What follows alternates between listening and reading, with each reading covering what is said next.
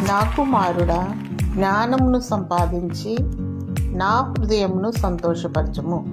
సామెతలు 27:11. జ్ఞాని దేవుని కనుగొనును. బుద్ధిహీనుడు దేవుడు లేడని తన హృదయంలో అనుకొనును.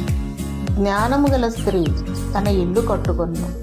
జ్ఞాని అయిన సొలొమోను తనకున్న అధిక జ్ఞానము చేత తప్పిపోయి సృష్టికర్త అయిన దేవుని ఆయాసపరిచాడు. నిజమైన జ్ఞానము దేవుని దృష్టిలో ఏదనగా జీవమును కనుగొనవాడే జ్ఞానవంతుడు. దేవునికి సమీపంగా దేవుని వెంబడించువాడే జ్ఞానవంతుడు. దేవుని సంతోషపెట్టే జ్ఞానమే దైవికమైన జ్ఞానము. దేవుడు జ్ఞానమునకు సృష్టికర్త. సకల ఐశ్వర్యములు ఆయనలో గుప్తమై ఉన్నవి. జ్ఞానము కొద్దుగా ఉన్న ఎడల దేవుని అడుగవలెను.